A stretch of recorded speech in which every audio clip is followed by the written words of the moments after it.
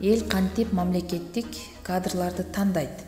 Кыргыз Республикасынын Конституциясынын 1-беренесинин 4-бөлүгүндө эл бийликтин негизги булагы деп айтылган. Бирок бул норма кагазда гана сакталып, мамлекеттин өнүгүшүнө эл кантип катышаары, аталган норманы эл кантип колдоноору эч бир жерде айтылган эмес. Себеби бийликтин кээ бир өзүн гана ойлогон өзүмчүл өкүлдөрү кээ бир жемкор өлкө душмандарына бул норма тоскоол болот. Эл бийликтин негизги булагы аттуу конституциялык мыйзам жазылыш керек. Азыр цифровизациянын, интернеттин заманы. Мисалы, аталган мыйзамдын негизинде ар бир аймакта элдик кеңештер түзүлүп, алар мамлекеттик кызматтарга талапкерлерди электрондук добуш берүү жолу менен тандаш керек. Добушту ошол аймактын жашоочулары беришет.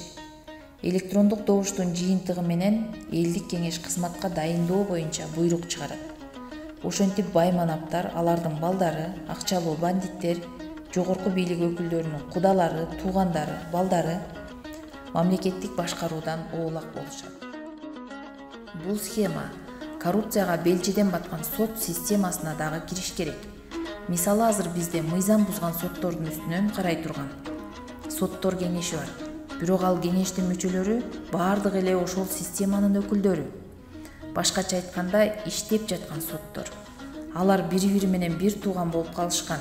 Элдин 95% соттордон жабыр тартып, өлкөдө кайра-кайра болгон төңкөрүштөргө себепчи болуп жатса дагы, кээ бир соттордун кылмышы айдан ачык көрүнүп турса дагы, соттор кеңеши ошол сотту жазалаганын же кылмышка тартууга макулдук бергенин көргөнсүздөрбү?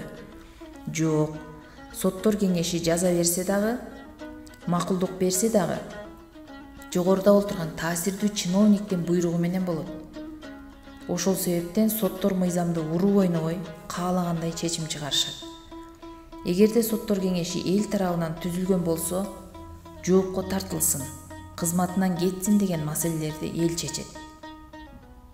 Азыркы учурда эмне үчүн биз эл өзүбүздүн конституцияда, мыйзамдарда көрсөтүлгөн укуктарыбыздан пайдалана албай, анан кайра-кайра төңкөрүш уюштура беребиз?